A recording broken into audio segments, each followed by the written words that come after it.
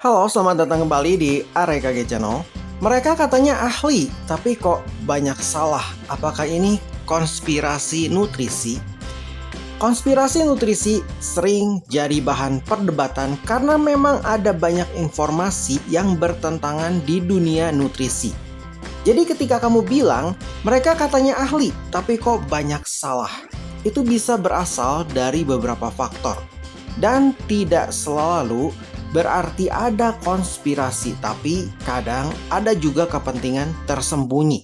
Yuk kita bahas detail. Ilmu nutrisi itu berkembang. Sains terus berubah. Dulu lemak dianggap musuh utama.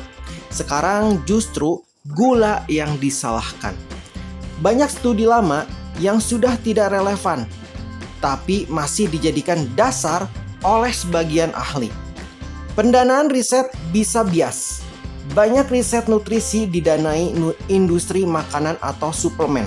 Contoh, studi yang membuktikan bahwa minum soda diet tidak apa-apa ternyata didanai oleh perusahaan soda.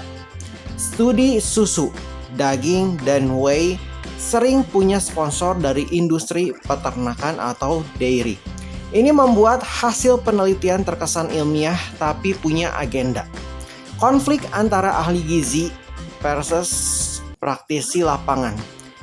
Ada ahli gizi klinis yang berdasarkan textbook, tapi nggak semua punya pengalaman real dengan orang yang diet ekstrim seperti binaraga, atlet, atau pasien obesitas. Sebaliknya, praktisi misalnya pelatih kebugaran, bodybuilder, bahkan orang seperti kamu yang disiplin, makan sehat, dan eksperimen sendiri, kadang justru lebih paham realitanya. General guidelines versus personal needs.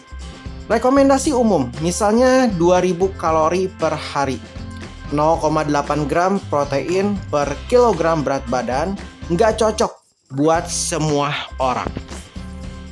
Tubuh tiap orang beda. Metabolisme, level aktivitas, bahkan mikrobioma usus mempengaruhi reaksi terhadap makanan. Media dan marketing bikin makin bingung. Banyak headline media yang menyederhanakan hasil studi. Kopi bikin panjang umur, padahal studi pakai populasi tertentu dan belum tentu cocok buat semua. Telur bikin kolesterol naik. Dulu dipercaya, sekarang banyak studi bilang aman. Ada elemen konspirasi juga kadang. Big Food dan Big Pharma. Lebih untung kalau masyarakat sakit lalu beli obat. Ketagihan makanan olahan, beli terus. Jadi tidak semua info nutrisi yang tersebar luas murni demi kesehatan kamu. Jadi apakah ini konspirasi? Sebagian iya, sebagian karena ketidakseimbangan pengetahuan. Ada yang memang sengaja mengarahkan opini publik. Ada yang cuma ikut-ikutan tren atau belum update informasi terbaru. Dan ada juga yang terlalu percaya textbook tanpa adaptasi ke konteks lapangan. Studi nutrisi sering lemah secara metodologi. Banyak studi hanya observasional.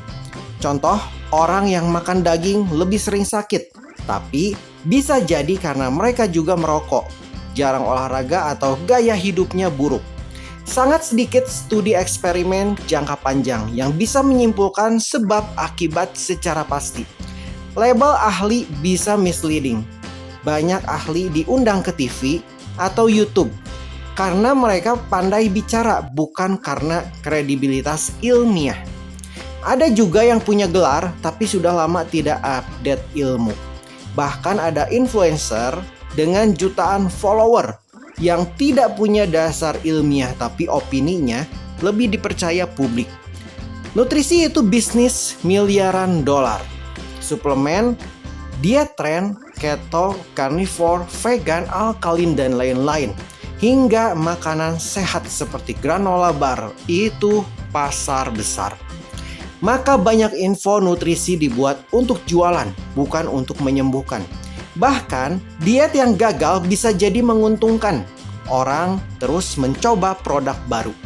Kondisi medis dan nutrisi sering dipisahkan. Di dunia medis, gizi sering dianggap pelengkap. Banyak dokter nggak punya pelatihan nutrisi yang cukup. Padahal banyak penyakit kronis bisa dicegah atau diobati lewat pola makan. Ini bikin pasien malah lari ke obat duluan ketimbang atur pola makan. Jadi klaim seperti ini sehat atau ini beracun sering terlalu disederhanakan. Oke guys, sekian saja info dari AREKG Channel. Semoga info ini bermanfaat untuk semuanya. Dan jangan lupa untuk klik tombol like dan subscribe. Dan see you. Bye-bye.